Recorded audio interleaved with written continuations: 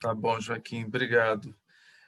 E primeiro de tudo, eu quero agradecer ao seu convite, né, o convite do Joaquim, para participar aqui desse bate-papo das quintas-feiras, e agradecer também ao Espaço Winnicott de Psicanálise Uberaba. À medida em que a gente conversou antes e soube que vocês estavam estudando um pouco do Ferenczi, com a Luísa, né, se não me engano, a Luísa. E aí eu pensei o que é que eu poderia contribuir, né? Porque a Luísa aí já dispensa comentários, né? Dispensa elogios, enfim. E aí eu pensei em falar de um assunto que às vezes é pouco discutido no Ferenczi, apesar de estar presente na obra dele, quer dizer, não nos volumes, dos 4 volumes da obra completa, mas muito mais no diário clínico do Ferenczi. E aí eu dei o nome para essa apresentação, né? De Sándor Ferenczi, vou compartilhar aqui a tela com vocês. Eu dei o nome de Sándor Ferenczi e a função órfica, à medida que eu acho que é uma grande contribuição, não só dele também, mas de uma das mais conhecidas pacientes dele, que é a famosa RN, que está lá colocada no diário clínico e se chama Elizabeth Severn, né? A Elizabeth Severn, ela é reconhecida no diário clínico como RN e para quem não sabe, o Freud denominou a Elizabeth Severn de o gênio do mal da psicanálise, porque vocês vão ver daqui a pouco do que é que o Freud estava acusando a Elizabeth Severn. Por que, então, para começar a função órfica? Porque o Ferenczi vai recuperar essa ideia de uma instância psíquica cuidadora, salvadora, diante dos eventos traumáticos. E seria a órfã justamente a responsável por cuidar das partes fragmentadas, sobretudo diante de um episódio de trauma que no Ferenczi está mais referido a um episódio traumático sexual, mas que a gente pode extrapolar isso para toda a incapacidade do psiquismo de lidar com os eventos traumáticos. Para apresentar um pouco da função órfica e da órfã, né, no Ferenczi, eu vou apresentar um pouco de onde é que ele tira esse termo e a partir de que ele tira esse termo. E tem a ver muito com a ideia do tratamento da Elizabeth Severn, nascida Leota Brown, nos Estados Unidos, em 1879, onde ela vai começar a apresentar desde muito cedo sintomas físicos e crises depressivas constantes até chegar à adolescência. Mas isso tem um motivo. A Elizabeth Severn, a Leota Brown, ela foi muito violentada psiquicamente, traumatizada desde muito cedo, aos 5 anos de idade. Mas, ao longo da vida dela, ela foi de vendedora de enciclopédias a cuidadora. E aí, a partir disso, ela começou a se autodenominar-se de terapeuta mental. Em 1912, a Elizabeth Severn ela vai se mudar para a Europa buscando uma análise com Freud. Ela vai também morar em Londres por vários anos, já desenvolvendo uma atividade psicoterápica por conta própria, até que, quando começa a Primeira Guerra Mundial, ela volta para os Estados Unidos e, em 1924, lá nos Estados Unidos, ela vai conhecer o Otto Rank, que está fazendo uma temporada lá nos Estados Unidos, e ali ele sugere que ela procurasse o Sándor Ferenczi para uma análise pessoal.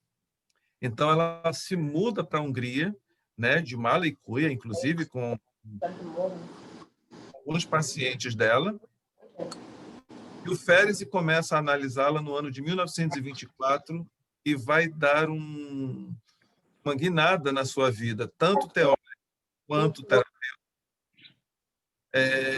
quando a análise dela vai durar de 1924 a 1932. A Elizabeth Severn, como eu estava dizendo agora há pouco, ela foi o ponto de discórdia entre as amizades de Freud e Ferenczi, como também ela foi a pessoa que ajudou o Ferenczi a produzir as inovações teóricas sobre a técnica psicanalítica, já discordando do Freud, ajudou o Ferenczi a constituir aquilo que ficou conhecido como traumatogênese, a teoria do trauma, e foi ela quem sugere ao Ferenczi começar uma análise. A partir disso, a gente pode entrar nos eventos traumáticos da Elizabeth Severn. Quais são esses eventos? 3 principais eventos, com 3 consequências psíquicas, segundo Ferenczi, a partir da análise dela. Primeiro, Com 1 ano e meio de idade, um tio promete lhe dar algo bom e abusa dela sexualmente, além de tentar drogá-la, né? Ele a droga, na verdade, e abusa sexualmente dela. Isso já provocou alguns efeitos na criança que foi, no bebê ou na criança que foi Elizabeth Severn. Aos 5 anos, ela vai sofrer um novo e brutal ataque, onde ela vai ter os genitais artificialmente dilatados, um abuso sexual, com sugestão para ser permissiva com homens e administração de estimulantes intoxicantes. Isso também vai trazer uma consequência para a vida da Severn. E, finalmente, aos 11 anos, um novo abuso sexual submetida, né, aos ditames do pai, que depois vai abandonar a família. Quais seriam, então, as consequências ou a compreensão clínica? E aí eu estou colocando para vocês imagens da Elizabeth Severn que eu adquiri aqui no livro do Arnaud William Rachman, que se chama O Gênio do Mal da Psicanálise, Elizabeth Severn. Então, todas as fotos que vão permear a nossa apresentação aqui são tiradas desse livro. Qual é a compreensão clínica que o Ferenczi vai começar a tirar de cada um desses episódios traumáticos? Primeiro, com relação àquele tio que vai abusar dela e vai drogá-la sexualmente, o Ferenczi vai dizer que há um provável desejo de não permanecer viva, vai produzir na Elizabeth Severn um desejo de não ficar mais viva, mas ela mantém a sua existência habitual, desenvolvendo uma dupla vida artificial, reprimindo, então, os seus sentimentos. No que se refere ao abuso que ela tem aos 5 anos de idade com relação à dilatação dos seus genitais, o Ferenczi diz que há um aumento das tendências suicidas e o surgimento de uma força viva que vai protegê-la da morte, colocando em ação os instintos vitais organizadores, que, na verdade, é colocando ela muito mais próximo da insanidade. E, por fim, depois do abuso do pai, o Ferenczi vai dizer que essas forças vitais vão se desmoronar diante dos graves episódios traumáticos, produzindo, então, uma espécie de atomização da vida psíquica. O que é que seria isso? Seria a produção da insanidade, da loucura, do estupor catatônico, terror, alucinações e confusões de todas as ordens. Isso vai dar ao Ferenczi a capacidade de ele começar a pensar numa teoria, uma nova teoria do trauma, abandonando, inclusive, aquela teoria do Freud. Vários textos do Ferenczi vão trabalhar, direta ou indiretamente, as novas proposições que ele vai trazer no âmbito da...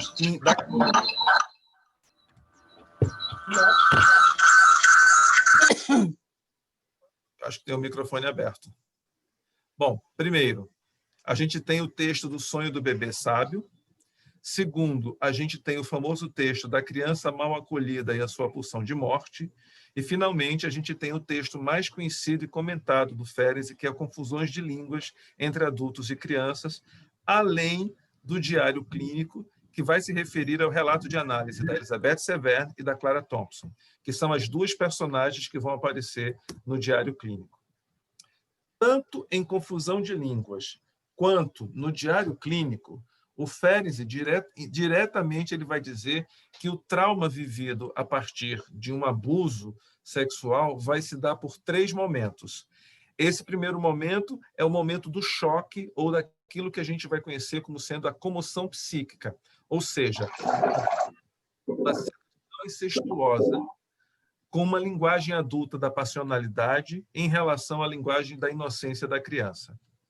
A isso você vai ter um segundo momento, que é o abandono da criança pelo segundo adulto, e que seria esse segundo abandono aquele que a gente conhece como sendo o lugar do desmentido, do descrédito ou da desautorização, que vai se referir ao trauma propriamente dito. Então, o trauma não seria muito mais esse primeiro momento, mas o segundo momento, onde a criança vai buscar num segundo adulto o apoio, o cuidado, a proteção, e esse segundo adulto a abandona. E simplesmente, aí sim, provoca um desastre no psiquismo. O terceiro momento seria um momento do a posteriori, onde nós teríamos um trabalho clínico que vai tentar possibilitar a ressignificação do ocorrido. A gente vai ver como é que esses 3 momentos do trauma vão se modificando um pouco depois, quando o Ferenczi vai tratando disso em Notas sobre o Trauma, que é um texto a posteriori, depois que ele morre, e, sobretudo, no Diário Clínico, que foi um livro que ficou escondido, ou pelo menos perdido, não, mas o Barnett tratou de cuidar do Diário Clínico durante anos, e a gente só teve conhecimento dele já no final, praticamente, da segunda década. Bom, o que nós temos, então, diante do trauma em Ferenczi? Que a dor do abandono traumático do segundo adulto vai produzir uma dor lancinante, uma dessensibilização anestesiante, produzindo, então, produzido pelo autoabandono da parte sensível de si mesmo. Ou seja, é como se uma pessoa não tivesse mais condições de sobreviver diante do desmentido, do descrédito ou da desautorização.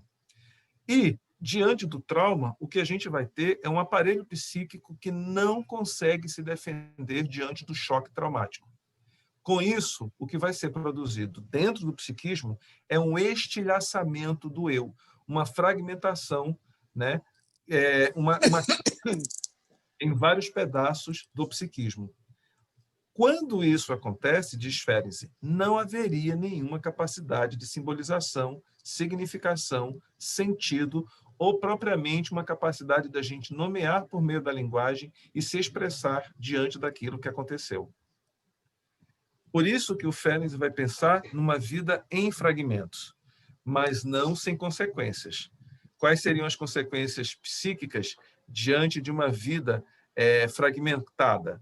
O Ferenczi vai dizer, então, e ele retoma isso com um nome que ele dá de progressão traumática, ou seja, uma maturidade progressiva que ele vai se referir como a imagem de um fruto bichado, ou seja, um fruto onde um passarinho, ao bicar esse fruto, ele produz uma maturidade excessiva nesse fruto e o fruto amadurece muito mais que rapidamente, e a gente sabe muito bem disso, quem é do Nordeste é um expert em fazer isso em frutas, porque produz um amadurecimento nessa fruta.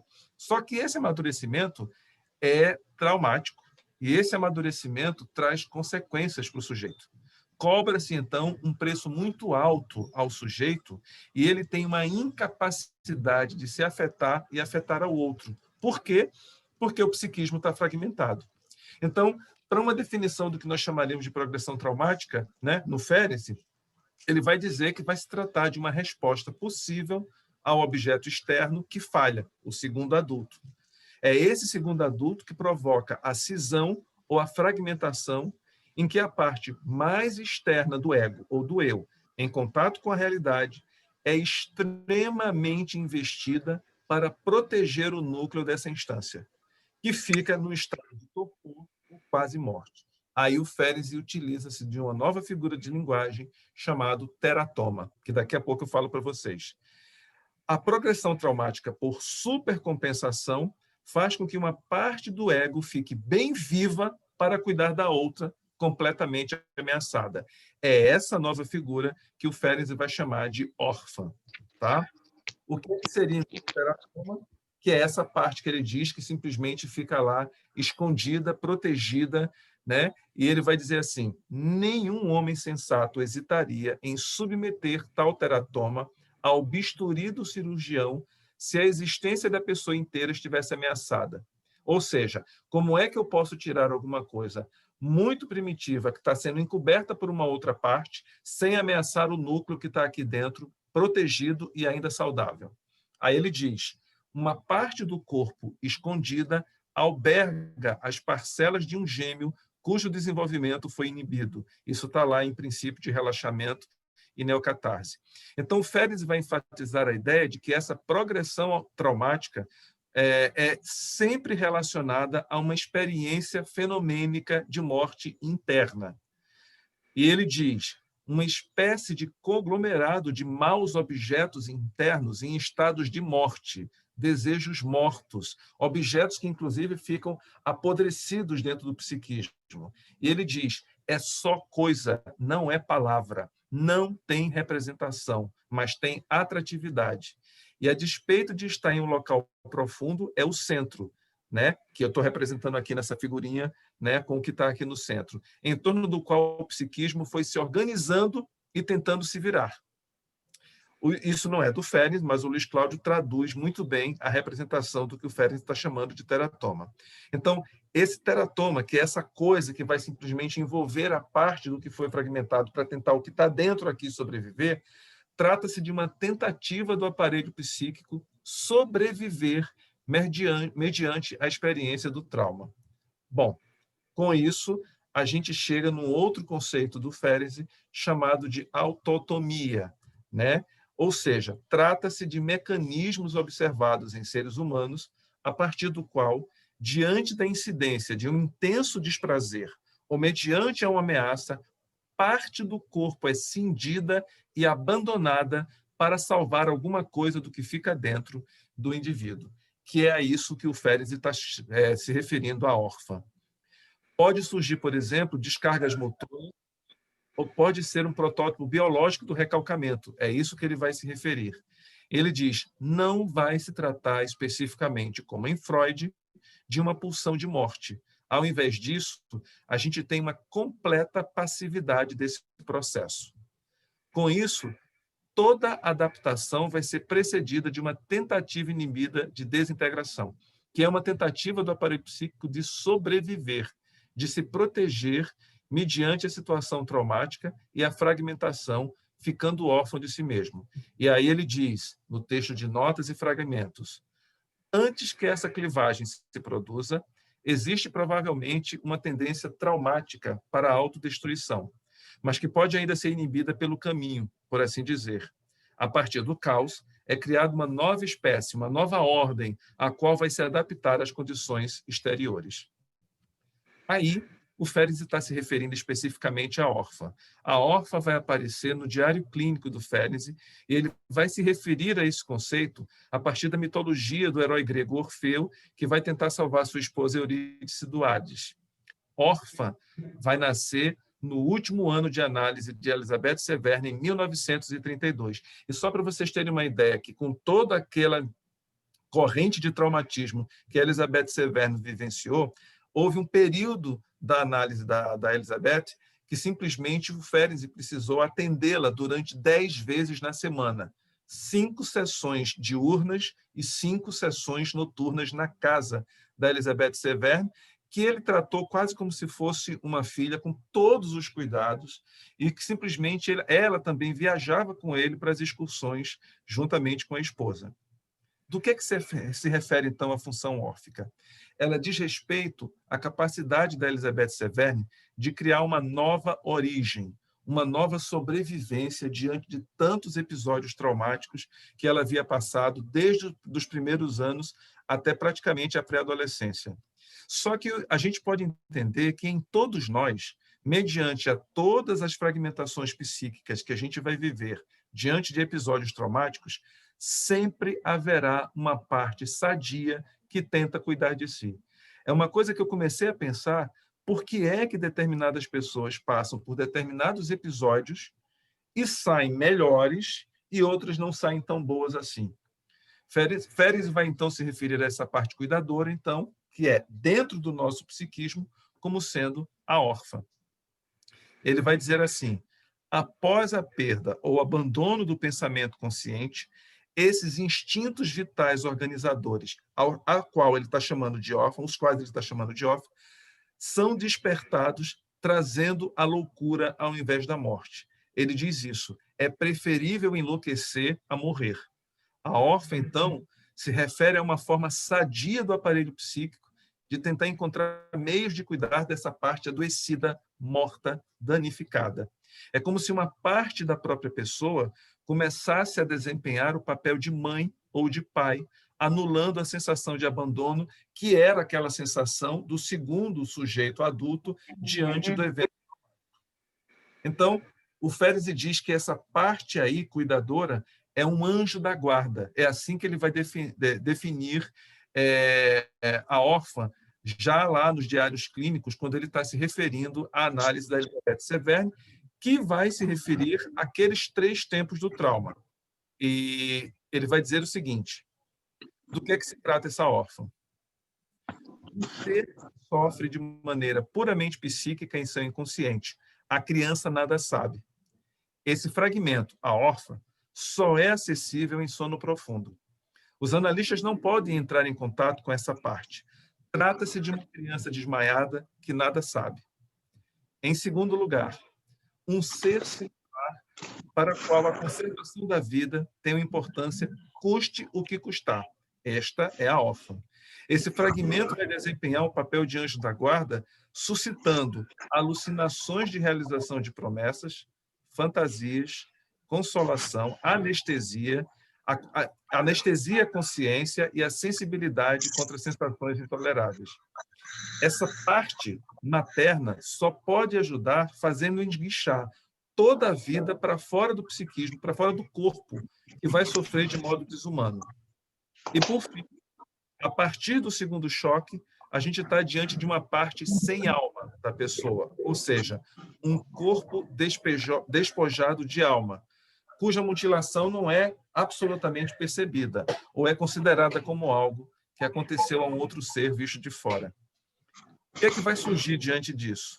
O que surge é uma linguagem gesto-mimo-postural, que é a linguagem dos corpos diante de um episódio traumático.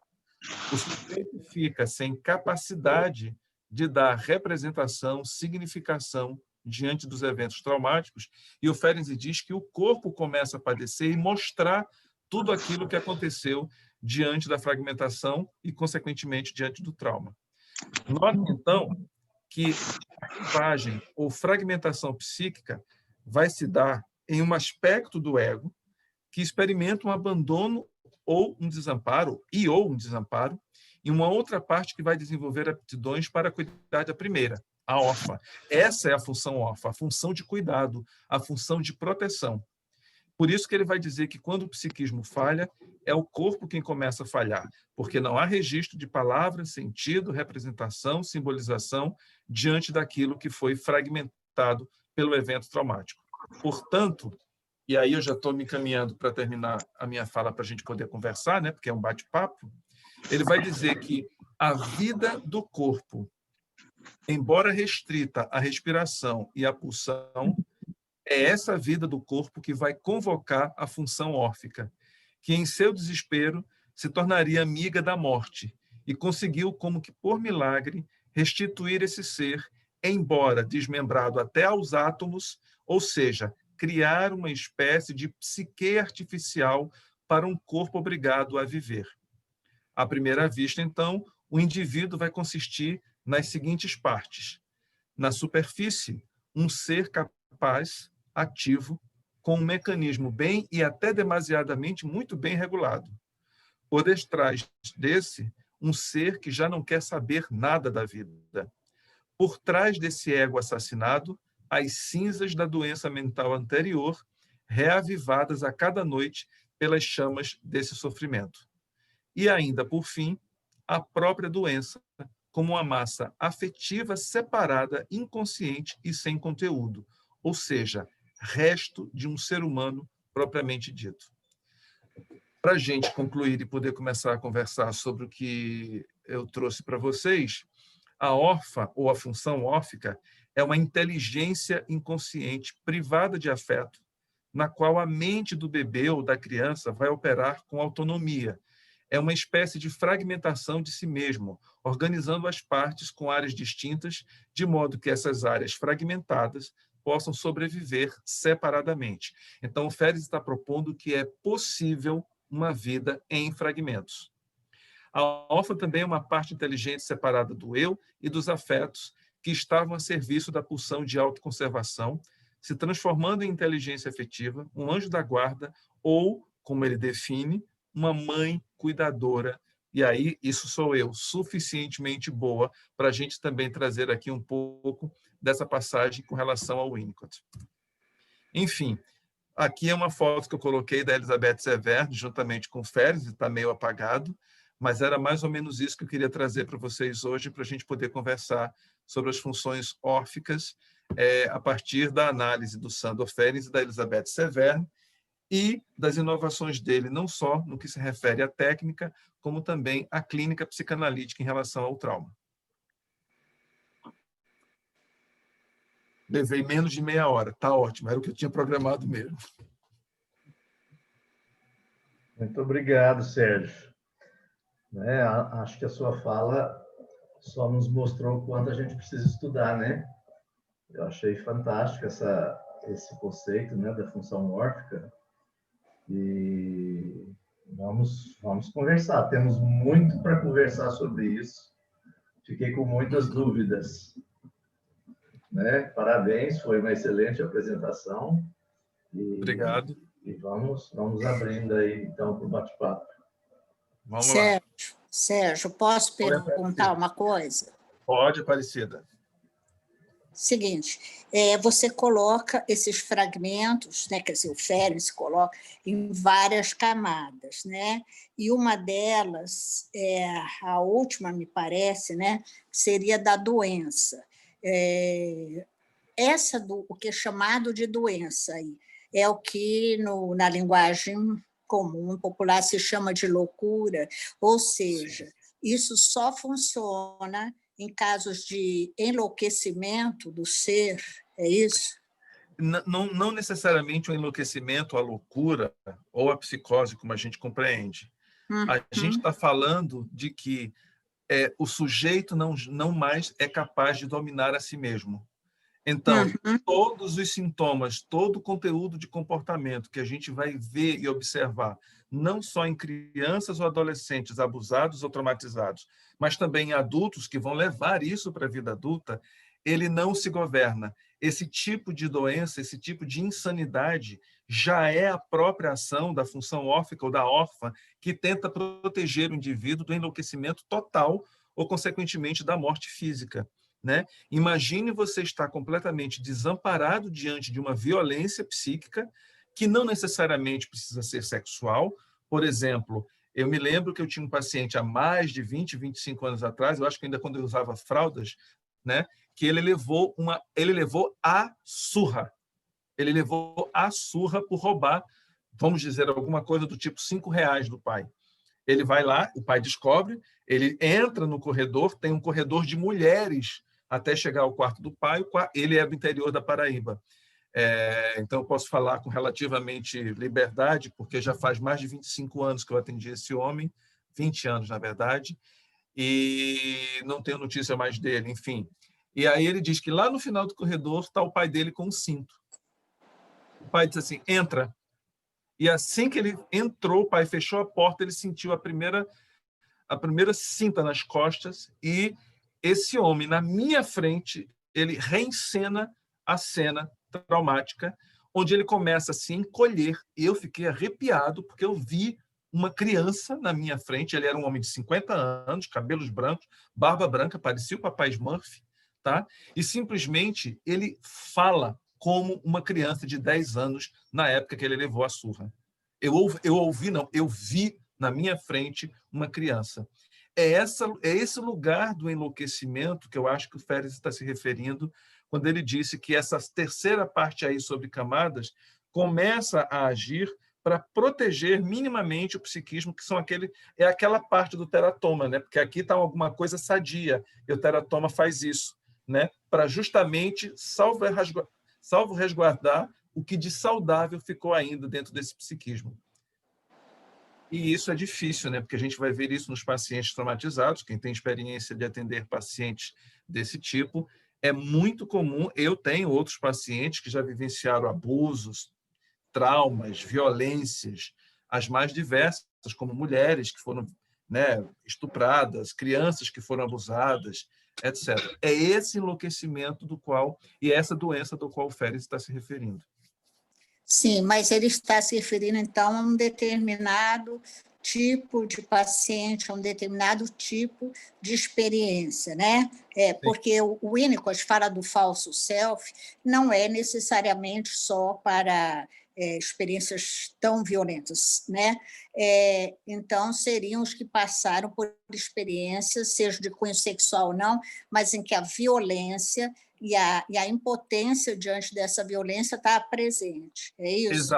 Exato. E como consequência, o que ele está chamando de doença ou de enlouquecimento seria os comportamentos resultantes da impossibilidade do psiquismo de lidar com o evento traumático. Ou seja, o psiquismo não sustenta para isso que é o evento traumático. Não tem representação, não tem palavras, não tem nada. É isso que simplesmente a gente precisa entender, de que não há palavras para dizer. Se a gente perguntar para o paciente, ele não consegue dizer o que significou para ele.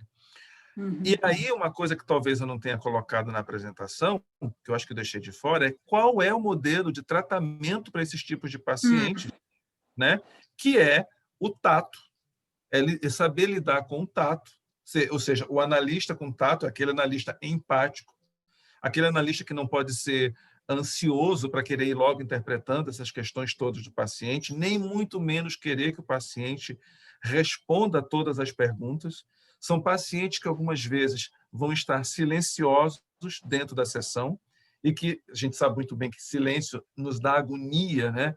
Nos dá uma ansiedade danada e que simplesmente a gente tende a preencher os silêncios com palavra, que é uma coisa que eu aprendi ao longo da minha vida, de ter respeito pelo silêncio do paciente.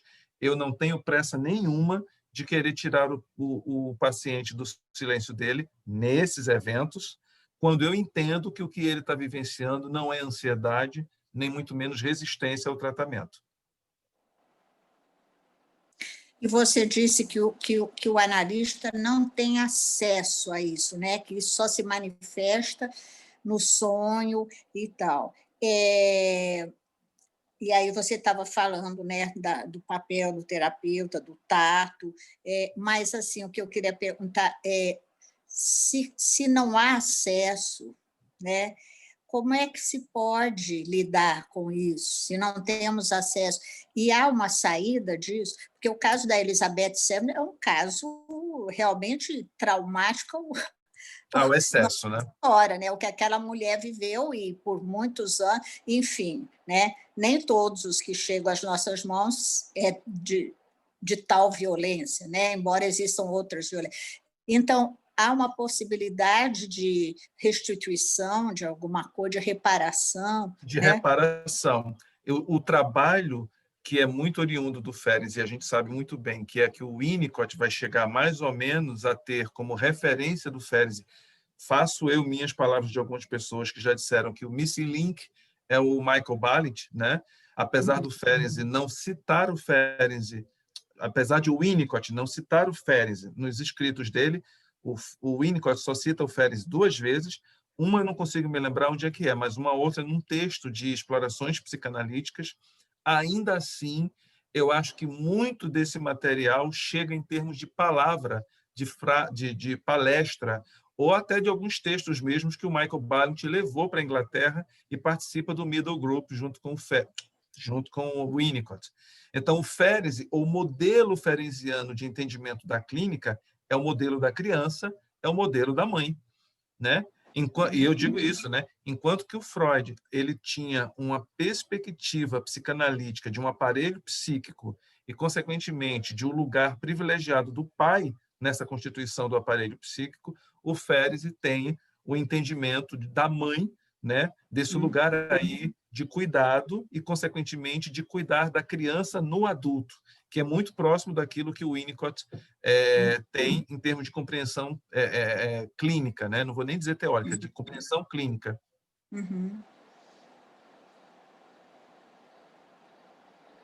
Oi, Fátima. Posso? Bom, Sérgio, tudo isso para mim é muito novo. Muito novo. Então, você está me trazendo um material fantástico, fiquei assim, pensando em muitas coisas, muitas coisas, e não tem como não ficar fazendo correlações com, por exemplo, com o pensamento winnicottiano, quando você fala dessa fragmentação, né? Eu também pensei naquela questão dos distúrbios psicossomáticos, em que a gente tem um indivíduo fragmentado, e eu pensei muito na função intelectual, quando você aborda como é que o indivíduo, o sujeito tem ele constrói um tipo de uma inteligência para ele poder proteger toda essa parte dele tão traumatizada. Tem alguns pacientes extremamente intelectualizados que eles usam dessa função intelectual também para proteger, né, todo esse psiquismo que foi muito traumatizado. É possível pensar, né, fazer alguma correlação, né, com dessa função intelectual que se apresenta de forma antecipada e precipitada em alguns processos, né, desses distúrbios psicossomáticos? Tem alguma semelhança ou não? Fátima, só se nós pensarmos, por exemplo, que todos esses processos, óbvio, são processos inconscientes, né? Mas o que eu acho que o Férez traz de novidade nisso é que a órfã é parte de todos nós. Todos nós temos essa parte, né? Essa parte cuidadora. Por que que uma família, por exemplo, vivencia uma tragédia, aí alguns saem mais ou menos bom ou mais ou menos ruim diante do mesmo evento, né? Algumas pessoas usam o nome de resiliência para isso, que eu odeio essa expressão, tá? Mas a órfã a órfã é alguma coisa muito maior. A órfã é parte do psiquismo e eu diria que é um psiquismo quase que biológico, sabe? Existe como matéria da carne dentro de todos nós. Então, se esse, assim, claro, não é uso, ninguém vai fazer uso da órfã. Imagina, então, um jarro que a gente pega e joga no chão e se estilhaça. Imagina que esses estilhaços, todos eles, que é o nosso psiquismo, vai ficar fragmentado. E todos esses estilhaços do psiquismo fragmentados começam a apodrecer dentro da gente. Um desses pedaços, único e exclusivo, assume o lugar, e vocês vão saber onde é que isso vai dar, assume o lugar das outras funções que estão estilhaçadas. Ele fica guardando.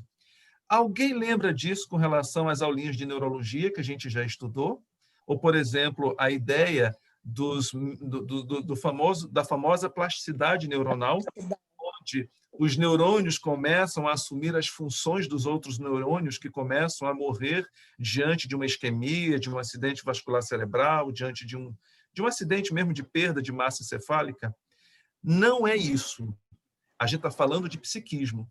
Agora, claro que os fenômenos resultantes dos eventos traumáticos podem aparecer dos modos mais diferentes, né?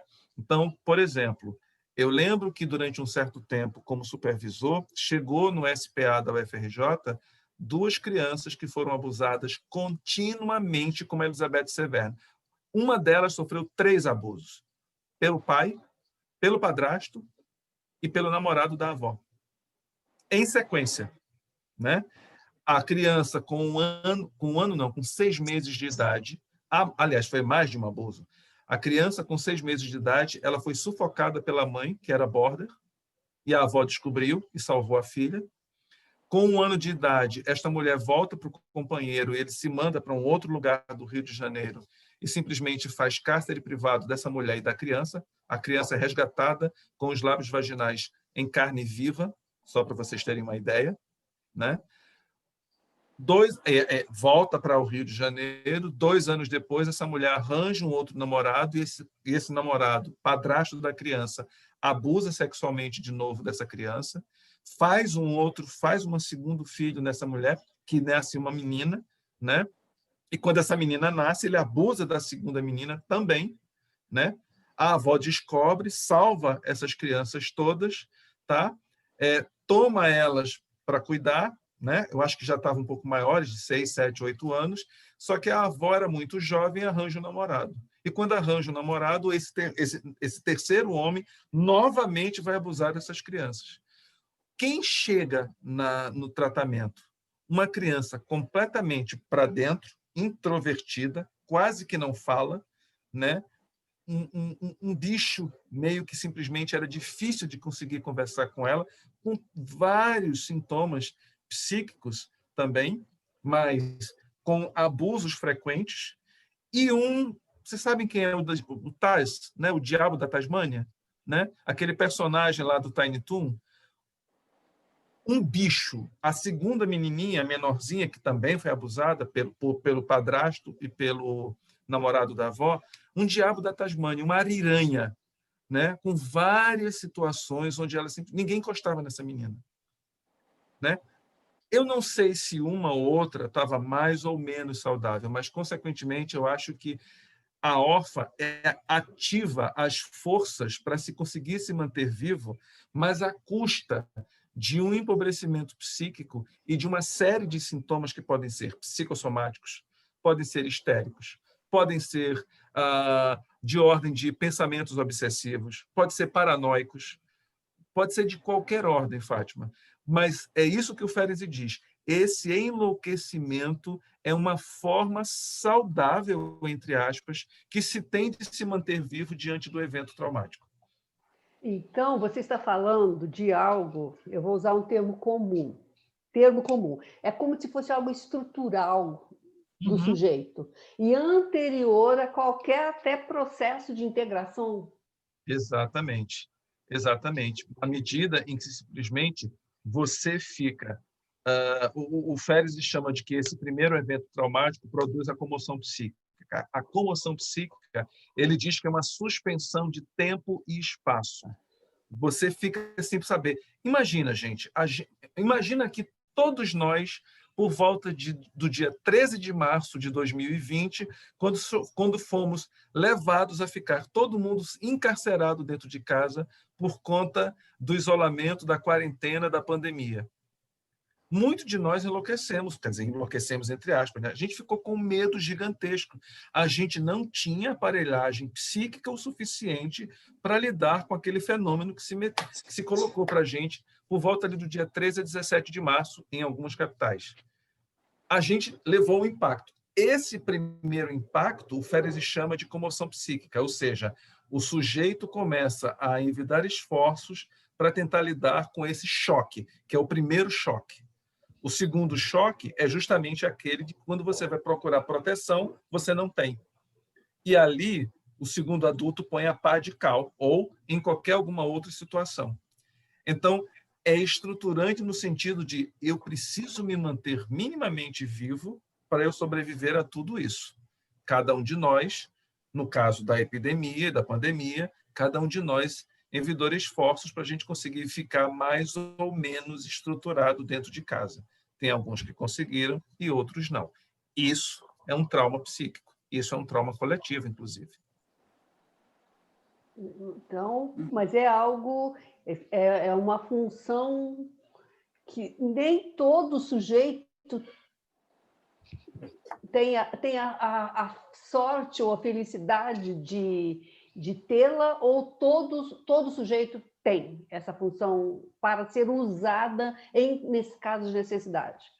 São perguntas bem básicas, porque eu, como te disse, isso é muito novo para mim. O Ferenczi acredita que todos nós teríamos essa capacidade em cada um de nós.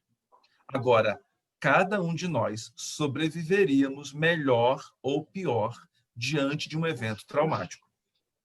É essa capacidade que a gente não sabe muito bem. Quer dizer, então você vai ter sujeitos que podem vir a enlouquecer. Inclusive, o Ferenczi tem uma coisa bem interessante.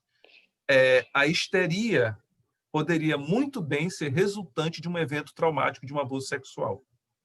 A histeria não seria a compreensão do Freud com aquelas coisas todas que o Freud falou, do trauma, da fantasia, etc. Não, ele vai dizer, há alguma coisa aí no evento traumático de um abuso, de uma sedução violenta pela qual o aparelho psíquico não conseguiu lidar e que simplesmente a forma de você tentar resolver isso seria a partir de uma sintomatologia histérica.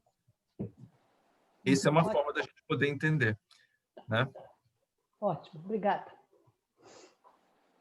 Eu posso fazer uma pergunta agora? Sérgio? Boa noite.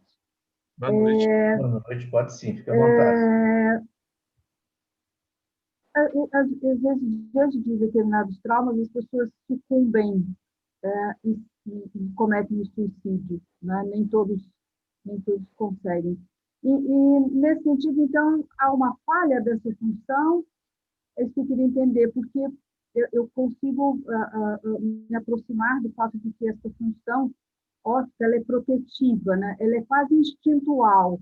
Eu diria que ela é da ordem da pulsão, ela é da ordem do instinto.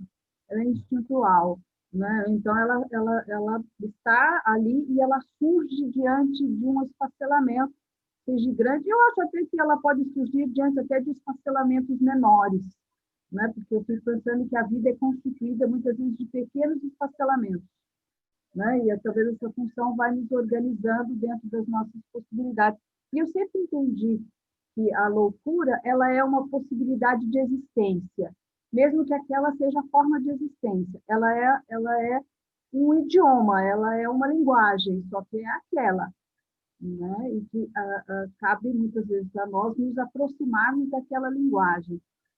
Mas aí eu estou pensando quando há o suicídio, quando a pessoa sucumbe, se há aí a derrotada total, inclusive da função órfica. Não sei, eu queria explorar. Eu não sei se haveria uma derrocada total da função órfica, né? Porque é uma função nossa, individual, é uma função que está aqui quase que estruturante para a gente conseguir sobreviver. Mas isso fica latente dentro da gente, né? A gente pode pegar filmes para a gente exemplificar isso. Por exemplo, o corpo que habito, né? Do Almodóvar, e Má Educação são dois exemplos prováveis do que eu acredito que seria uma dificuldade aí de constituição positiva do que está acontecendo, né? E a gente vê muito bem o que acontece com relação à má educação, né? Se alguém lembra do filme, tá? Bom, isso é uma coisa.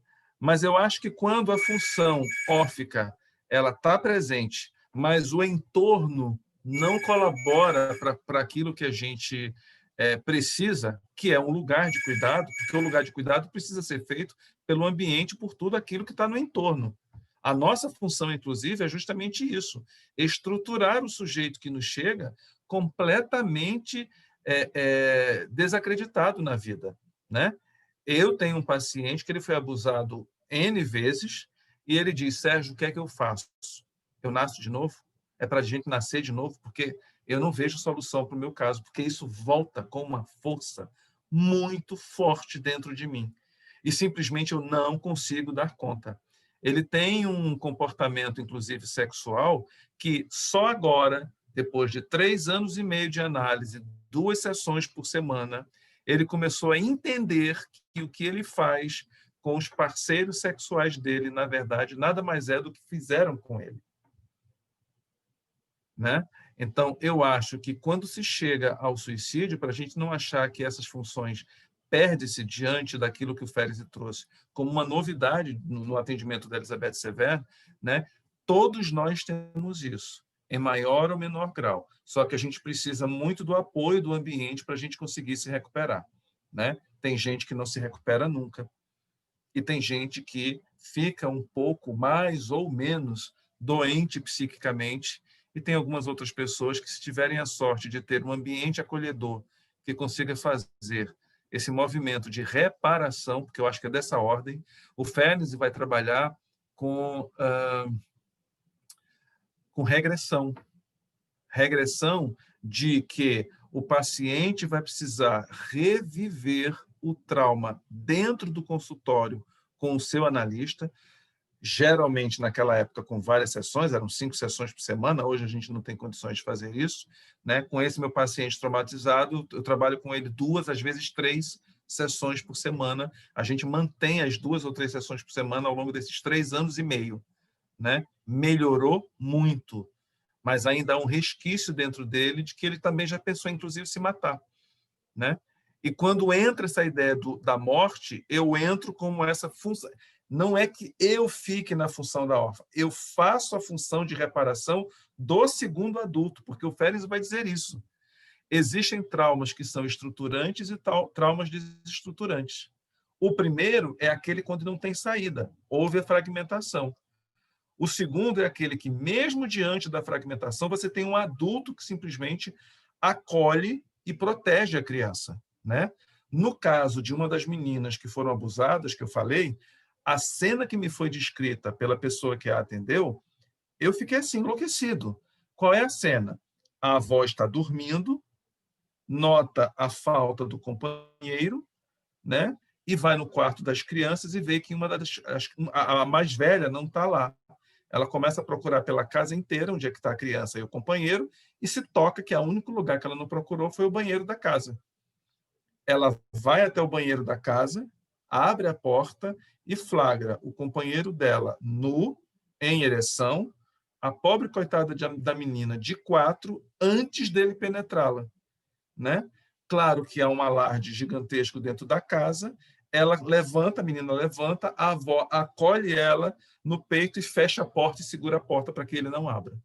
E diz para a menina, que eu acho que foi a coisa mais saudável que ela pôde fazer: você não tem culpa de nada. A culpa é deste homem que fez isso com você. Vovó vai proteger você. Corre e chama a polícia, que eu seguro a porta do banheiro. E esse homem foi preso, não sei se está preso ainda hoje, mas responde a um processo. Né? E eu com muito medo que essa menina viesse se suicidar. Mas graças a Deus que não aconteceu isso, não.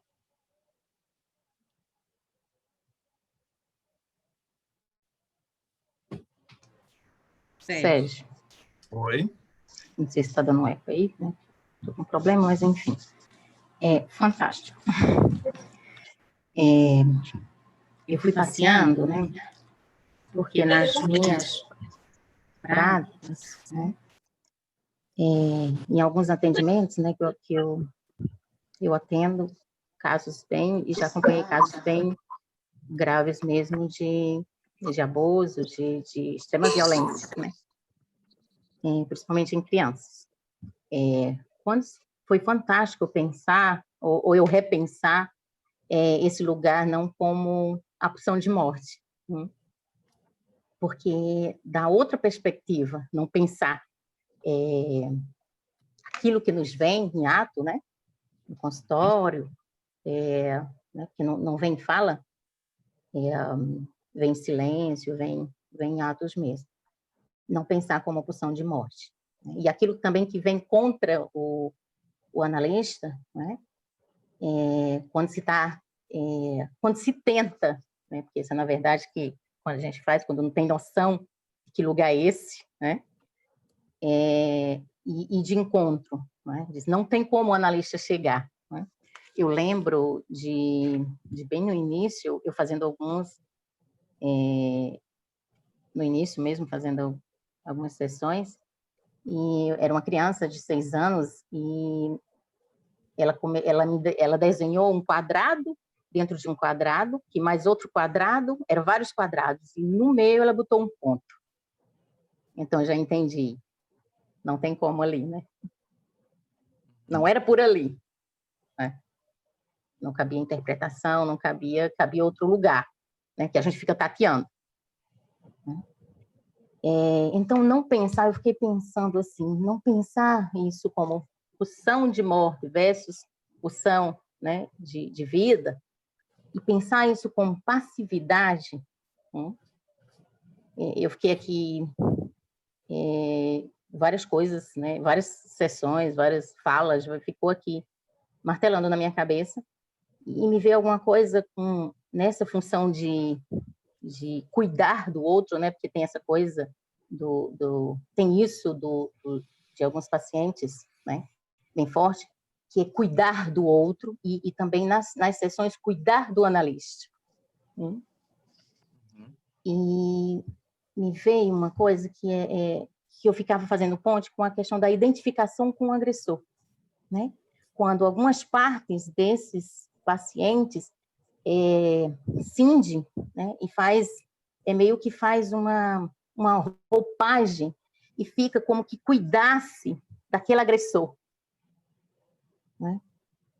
Ficasse com aquilo, eu não sei se podia fazer alguma relação entre, né, essa questão com a identificação com o agressor, né? Na verdade, não é como se ele cuidasse do agressor. Ele Né? cuida. O Fezes tem um conceito que é primordial para a gente estudar, que é um dos primeiros textos do Fezes, de 1908, que é introjeção e transferência, ou transferência e introjeção. Não lembro muito bem. Na introjeção, ele está dizendo de que alguma coisa do objeto externo passa a ficar dentro de nós, por identificação, né, parte do que é de fora é colocado para dentro, internalizado. Introjeção. A gente precisa começar a entender uma coisa, que é difícil a gente adquirir a linguagem de um autor. A gente faz associações para ver se a gente entende, né? A gente fez aqui algumas associações em relação ao Ferris e com o Winnicott, mas eu gosto de ter a linguagem do autor.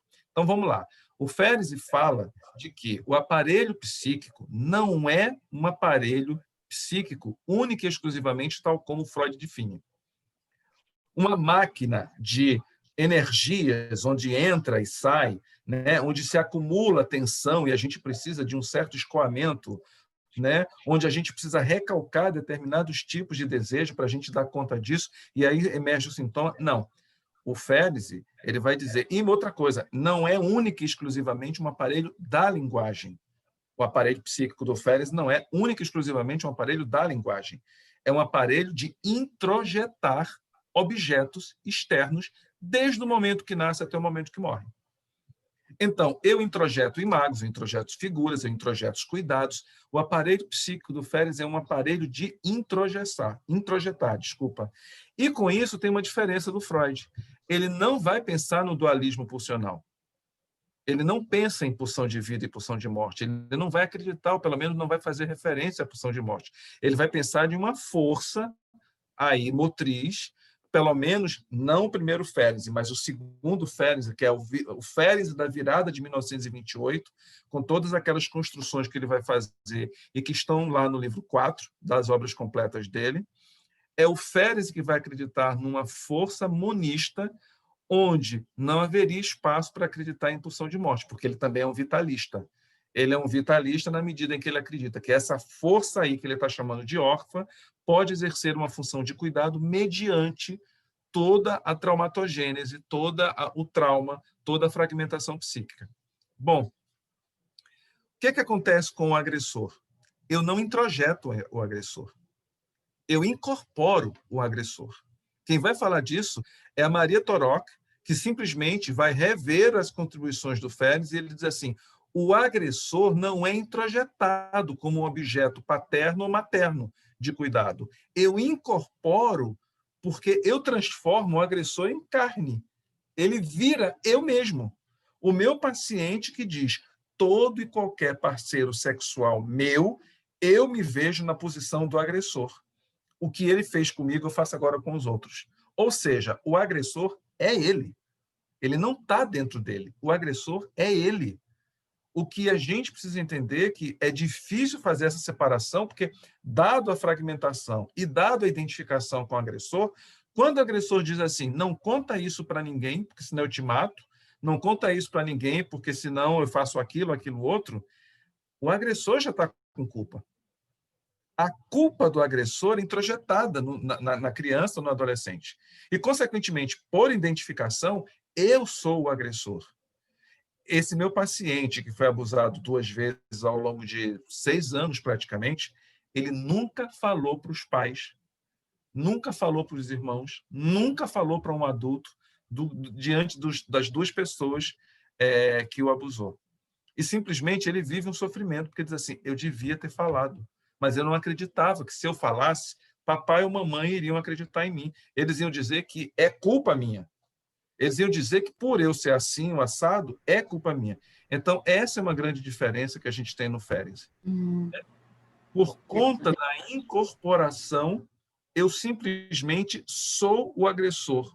Aquele que produziu isso em mim, sou eu. Né? Ele se tornou carne do corpo. E é essa a grande dificuldade de a gente conseguir entender isso, quer dizer, o sujeito entender isso e produzir uma elaboração ou uma significação a partir do evento traumático. Pode ser também a surra daquele outro meu paciente, né? E coincidentemente, ele não tinha uma escolha de objeto homossexual, ele era heterossexual, mas ele tinha um sintominha que ele disse assim, eu não consigo passar por um guarda de trânsito que me dá uma coisa. E é uma coisa que ele se sentia atraído por esse guarda de trânsito, com revólver, cacetete, vestido daquele jeito, portando aquele tipo de corpo, né? Porque geralmente os guardas de trânsito, ou os policiais, ele se sentia atraído por essa forma, né? de se colocar nos guardas de trânsito ou policiais. E depois de muito tempo é que eu vim entender que era justamente aquele sujeito que podia ser violento, que estava lá nas ruas, que é o policial, era, na verdade, o retrato do pai dele, que ele simplesmente não conseguia fazer a distinção entre o agressor e ele. Ou seja, ele se identificava com aqueles personagens, guarda de trânsito, policial, policial militar, enfim, qualquer coisa assim. E isso é muito difícil. Oi, Aparecida. Não, é o seguinte, talvez a gente pudesse dizer que a identificação é uma operação suave, mas a incorporação é como uma porrada, é aquilo que entra pela violência, exatamente. A é incorporação aquilo que eu não posso, aquilo que é enfiado pela minha garganta. Ela vai para dentro porque é muito violento. Por isso é uma incorporação, né? Exatamente. Quase como assim numa sessão espírita, né? Que baixa um espírito e incorpora, ele me toma, né? E ao passo que a identificação é outra coisa, né? É uma coisa muito mais tranquila, né? Do que a incorporação, não é isso? Isso, exatamente isso. É uma violência onde o objeto é invadido no psiquismo sem uma invasão. Cortázar tem um conto muito bonito que se chama Casa Tomada, que serviria de metáfora para isso. Entendeu? Que o sujeito, ele diz assim... Calma, Aparecida, deixa eu anotar aqui, peraí. Casa tomada, né? Ele fala, eles estão na sala. Não, agora eles já estão, entendeu? É uma coisa que vai invadindo, né? E que causa um terror. Você, como nos contos do Kafka, você não consegue definir qual é o terror, mas é o terror que está entrando na sua casa. Ele pode ser interpretado de várias formas, inclusive politicamente, tudo mais, mas também nesse sentido psíquico, né? De uma coisa que, sabe, que é enfiada pela tua garganta, entendeu? Quer dizer, é isso, né? Você engole, né? Você não saboreia, com uma identificação, talvez, né? Você engole porque não tem outro jeito, né? A Ana Lúcia Melgaço colocou aqui no chat, né, de que eu havia apontado que a sintomatologia histérica é uma tentativa de elaboração, que ela diz concordar plenamente. Por outro lado, os analistas precisam tomar conhecimento que não é a teoria que trata o paciente, é a relação. Concordo perfeitamente, Ana. É a relação que vai transformar tudo isso, e não a teoria, né? Eu estou aqui te ouvindo falar. Pode falar? Pode. Acho que sim. Então, pode? Eu estou aqui te ouvindo falar. Fiquem à vontade, gente. Não precisa pedir permissão, por favor. Tá. Obrigada, Joaquim. Eu estou aqui te ouvindo falar, e na hora que você fala que a avó pegou o menino e disse a culpa não é sua, lembrei daquele filme Gênio Indomável, que tem uma hora que o terapeuta fala que a culpa não é sua. E quando você diz que tem uma incorporação, eu fiquei pensando se quando você incorpora, você não é uma tentativa também de você fazer o mundo externo um pouco mais controlável e menos... mais controlável mesmo. É como se você passasse a ter controle porque você é aquilo. E as crianças, incrivelmente, sempre se sentem muito culpadas, né, em qualquer coisa que aconteça e se ofertam ao adulto, né? Então, eu estou viajando aqui. É quase como fagocitar uma meba, fagocitando o meio ambiente, engolindo, incorporando mesmo, botando na carne aquele pedaço, porque aí você passa a mandar naquilo, de certa forma. Mas não é da nossa vontade. A incorporação... Pois é, mas a invasão, a invasão do agressor dentro da gente é uma tomada do corpo do outro, sem nenhuma permissão, sem nenhuma piedade, sem nenhuma exceção. E que simplesmente eu fico refém do outro, né? Eu acho que o Férez coloca muito bem isso notas e fragmentos, notas sobre o trauma e, sobretudo, no texto de Confusão de Línguas, que é quando você tem uma linguagem, que é a linguagem do sexual, da passionalidade, que, na verdade, você simplesmente, primitivamente, você sexualiza uma criança que não está preparada para aquele tipo de evento. Uhum. À medida que isso acontece, as frases são as mesmas em qualquer lugar do mundo, né? Não fala para ninguém, eu vou te proteger, aí o agressor dá um docinho, dá uma bala, dá uma revistinha, dá dinheiro, dá isso, dá aquilo. Ele transforma a pobre coitada da criança em cúmplice dele. Só que ela acha que ela está gostando disso. Os meus pacientes diziam, mas eu gostava. Eu dizia, não gostava. Mas ele me dava doce, dava bala, dava dinheiro, dava isso, ele me protegia. Não, você foi um objeto nas mãos dele. E não adianta eu dizer isso, que ele não vai entender. Eu entendi que não adiantava eu ir por aí, porque ele não iria entender que ele foi um objeto usado. E aí, por isso que a ideia da função órfica é preferível eu entender que ele gostava de mim do que eu entender que eu era um objeto. Porque se eu entendo que ele é um objeto, eu enlouqueço, piro, me mato, eu faço qualquer coisa.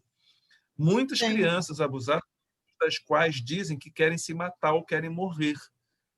Por quê? Porque elas não suportam o nível da invasão psíquica do outro dentro delas. E aí o Férez, que tem um entendimento muito interessante a partir... eu esqueci de mostrar para vocês, né? Se puderem, leiam. Né? Eu já comprei. É o livro que eu falei aqui, que é A História da Elizabeth Severn. Né? O famoso O Gênio do Mal da Psicanálise, por esse autor aqui. Ó. Me referi agora há pouco. Rashman. O Arnold... Você podia colocar depois o nome, né? Posso, né? Posso sim. É um livro muito interessante, que eu tirei algumas coisinhas para mostrar para vocês hoje daqui. Então, essa ideia de que com a análise da Elizabeth Severn, o Férez mudou a teoria do trauma, ele mudou alguns conceitos técnicos de manejo clínico. Né? Por exemplo, quer dizer, eu não sei vocês, mas eu já tirei em empáfia do fetiche do divã. Eu não tenho fetiche do divã. Quer dizer, não nessa modalidade online, mas na época, quando a gente estava atendendo presencial, eu não tinha o fetiche do divã, eu não pedia para os meus pacientes deitarem. Dos pacientes que eu tinha, 6 deitavam porque eles queriam. Tá? Eu não fico escondido atrás do divã, na minha poltrona. Eu brinco dizendo aqui, está aqui o divã e está aqui eu. Né? Então, eu não fico nessa posição aqui atrás, eu fico na posição do lado do paciente. Eu preciso, primeiro, ver o corpo do meu paciente, eu preciso ver dos pés balançando, a forma como ele está gesticulando, coisa parecida, e eu preciso que, se ele quiser, ele me veja. Né? Basta ele fazer isso, porque eu estou aqui do lado. Né? Então, eu acho o olhar tão importante nos atendimentos. Exatamente. Eu acho que o olhar dá um holding, uma sustentação fantástica. Tive um paciente que eu até sugeri que ele deitasse, mas ele disse, eu não posso, porque eu preciso me ver nos seus olhos.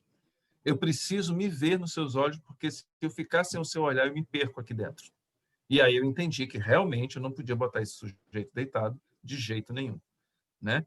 E o sofrimento desse sujeito que marca no corpo as evidências corporais que começam a aparecer de mancha, sabe, de automutilação, de coisas que aparecem, por exemplo, dentro do setting, que na verdade é uma perna balançando, um pé balançando.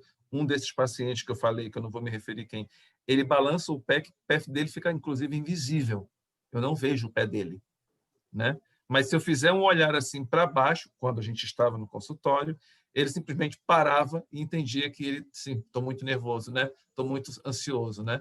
Então eu tinha que tomar o cuidado, inclusive, com o meu olhar.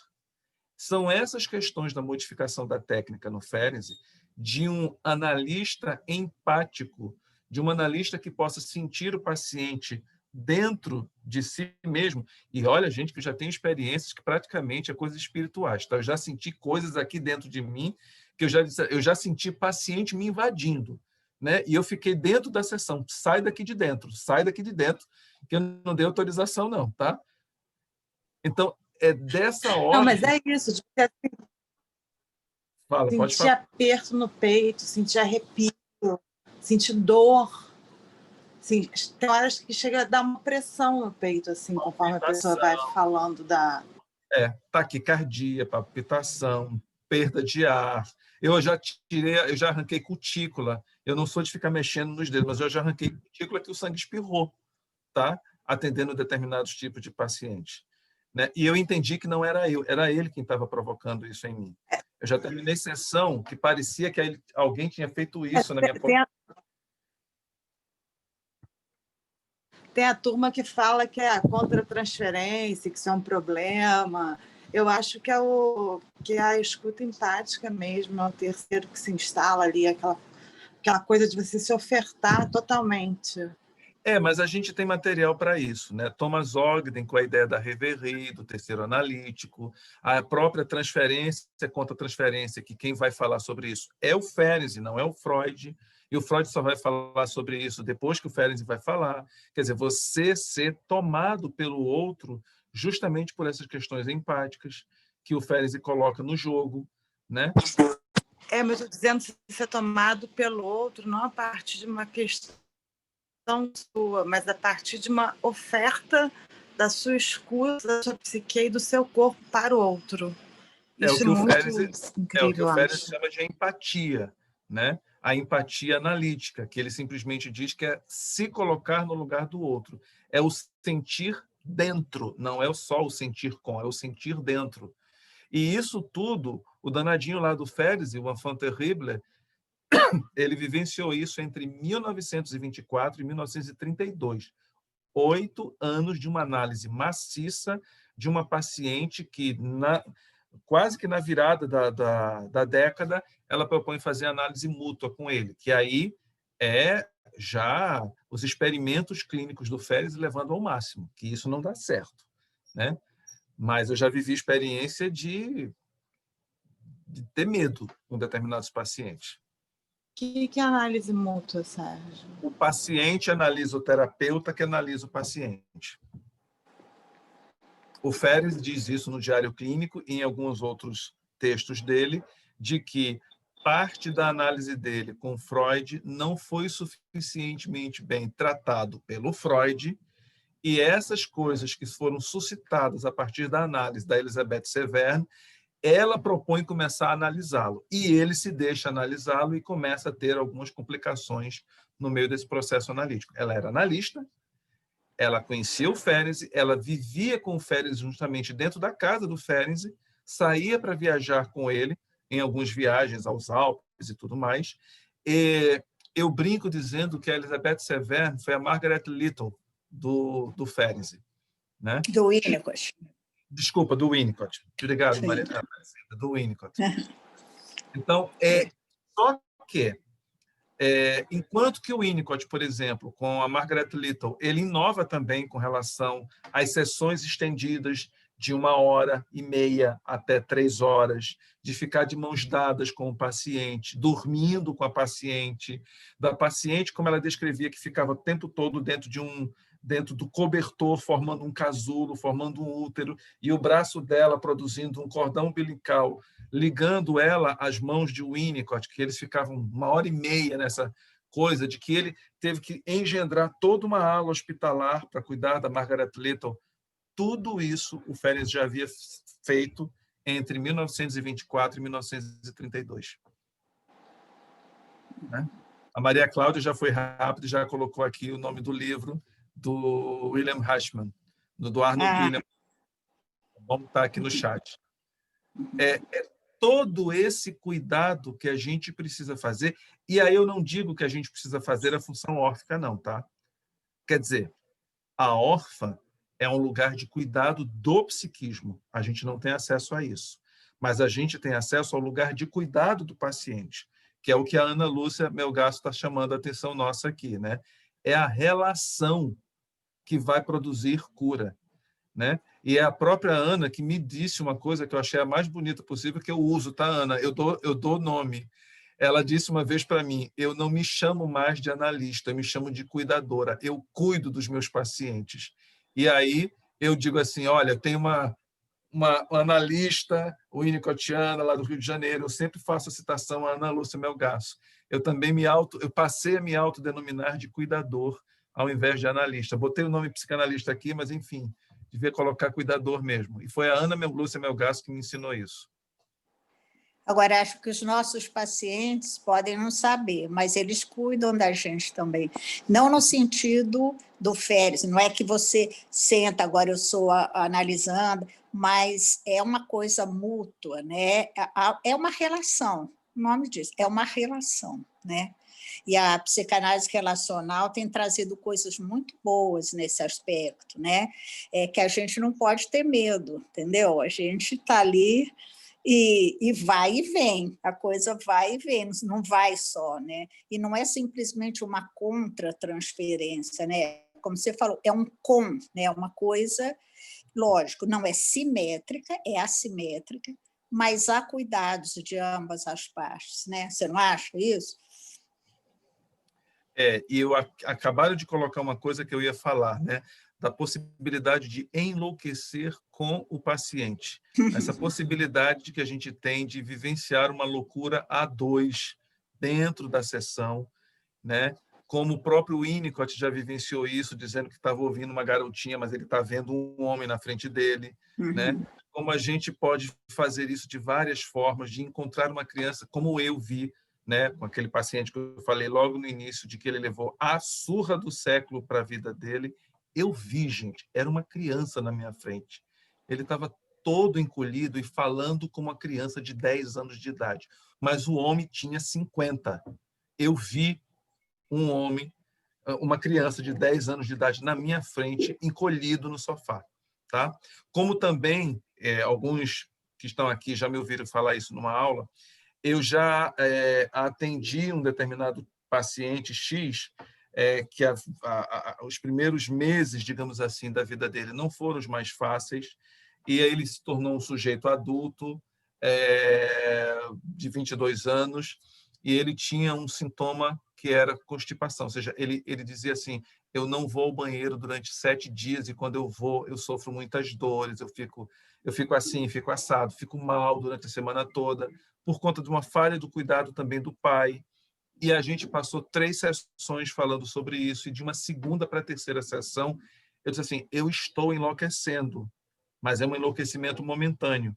Nós falamos em constipação e impossibilidade de ir ao banheiro, e tudo que ele fazia para poder ir, e eu sou inundado por cheiro de cocô de bebê de 1 mês de idade, aquele cheiro de cocô de bebê amarelo, né?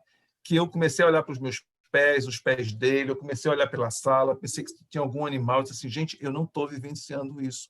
Eu estou enlouquecendo junto com esse garoto aqui na minha frente, porque eu estou sentindo o cheiro de cocô de bebê de 1 mês de idade. Ele foi embora e o cocô fica.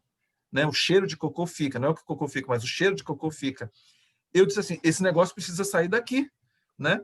E a coisa que é mais interessante é que da segunda para a terceira e da terceira para a quarta sessão, ele me chega dizendo assim, consegui, estou indo feito um reloginho pro banheiro nessa última semana. Né?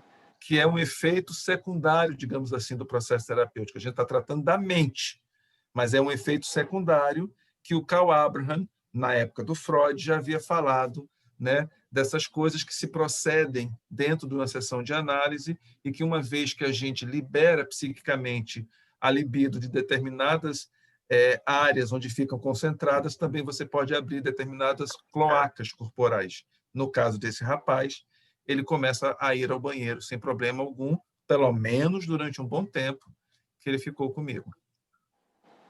É esse enlouquecimento que eu acho fantástico, que eu acho que aqui, nesse texto que acabaram de colocar, Enlouquecer com o caso Férez e algumas questões para a psicanálise contemporânea, vale a pena vocês darem uma lida.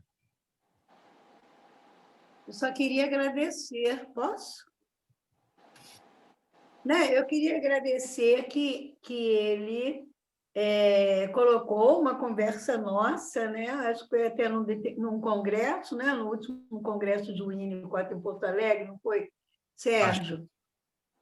Que eu coloquei, eu estava na última mesa e eu coloquei isso e que eu há muito que eu não me que eu não queria me pensar uma psicanalista, que o mais importante para mim era me pensar uma cuidadora. E eu me lembro muito bem que a minha colega ao lado, que é minha amiga há muitos anos, muito minha amiga, uma argentina, eu não vou dizer o nome dela, mas nós somos muito amigas, que quando eu acabei de falar, ela falou, eu não vou falar como Ana Lucia, eu sou uma cuidadora, porque eu sou uma psicoanalista.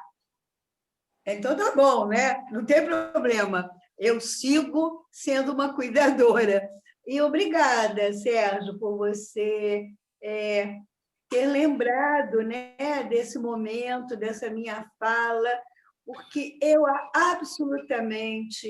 eu não tenho o menor problema com isso. Se começar a perguntar, eu digo, não, eu sou psicanalista, assim, eu sou daqui, eu sou dali, eu sou da colar, eu tenho isso, eu tenho aquilo, eu tenho tantos livros, tantos trabalhos. Isso tudo é uma bobagem. Se nós não conseguirmos estar ali junto com o paciente para poder entender o que ele precisa da gente, aí realmente não adianta todos os títulos que você tenha, não servem para nada. Você não consegue fazer o seu trabalho. Só Ana, isso, não falar mais nada. a gente se conhece, eu não sei se é entre 2014 ou 2015, mas no primeiro ano que a gente se conheceu, você falou isso para mim e eu guardei. Não foi lá no ano passado, não foi desde 2015 que você falou isso para mim, ó. E eu já falo isso há muito tempo para muita gente, citando que foi a Ana Lúcia Melgaço que falou isso para mim. Que bom, eu tenho que agradecer a Ana e a você, Sérgio. Olha que show de humildade. Maravilhoso. Estou assim, com vontade de chorar, estou emocionada. Porque para gente que é jovem, é muito bom ouvir isso. Porque o importante é aprender tudo que aprendi. E me disseram a vida inteira que eu estava fazendo errado, porque eu sou médica, né? Médico não faz assim, não faz assado, médico se comporta assim. Eles estão dizendo, gente, pode fazer, de uma maneira cuidadosa, mas pode fazer. E vale mais do que ler 1000 livros, ouvir vocês falando isso. Eu só ia falar uma coisinha rápida. Eu acho que eu sou um sujeito meio que sortudo. Eu nunca consegui me perceber assim, porque desde que eu vim embora aqui para o Rio de Janeiro, saindo lá de João Pessoa, eu tive excelentes pessoas lá em João Pessoa, tá? Que eu posso dizer, o meu supervisor, Luiz Martinho Maia, que eu sempre falo dele em alguns lugares, a Tereza Campelo, que foi minha orientadora não só na graduação, professora e orientadora na especialização, e amiga, sobretudo, os dois já faleceram. Pessoas que eu cheguei aqui e encontrei, a própria Ana Melgaço, a Neisa Prochet, o Jurandir Frei, quer dizer, são pessoas que me trouxeram. A Tereza Stark, do Instituto de Estudos da Complexidade, e a Fátima Amin, lá da Sociedade Brasileira da Ana. Quer dizer, são pessoas com as quais eu sempre me relacionei e eu acho que me constituiu como sujeito que eu sou, seja o sujeito acadêmico, seja o sujeito clínico ou seja o cuidador. Né? Então, eu acho que, além dos meus pacientes, eu agradeço todo mundo que passou pela minha vida, que eu pude aprender com eles. Eu acho que isso é o que não tem preço, que a gente leva para o resto da vida. Né? Fora os autores, os livros que a gente lê, os textos que a gente lê, né?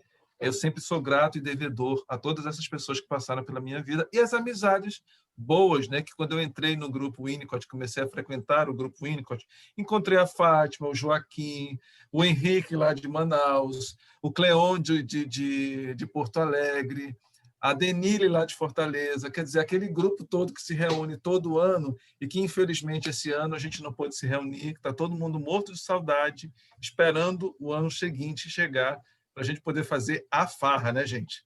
A farra. E que farra! Ana.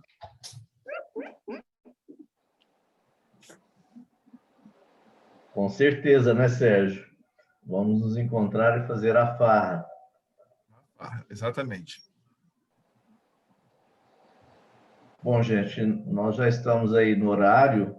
Eu gostaria de saber se mais alguém gostaria de comentar, de perguntar alguma coisa para o Sérgio.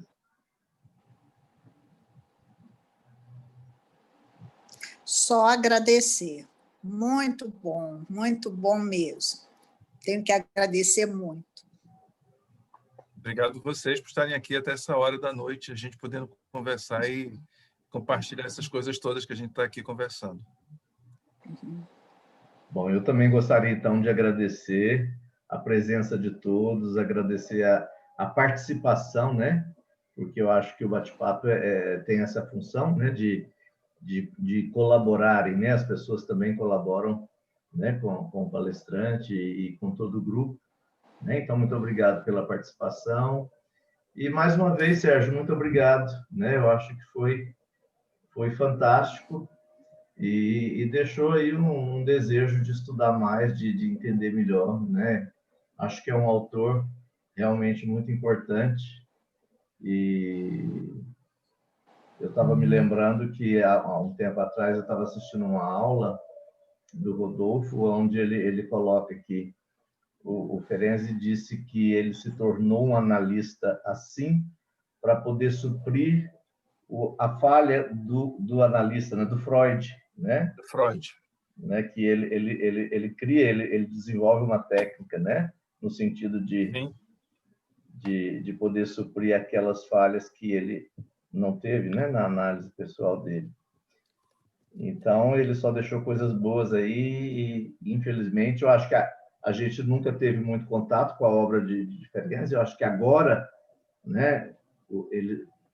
Todo mundo está começando a ter um pouco mais de contato, né? Interessando um pouco mais. E muito obrigado, então, por sua colaboração. Posso falar, Joaquim? Pode, sim. Por favor, Rosa.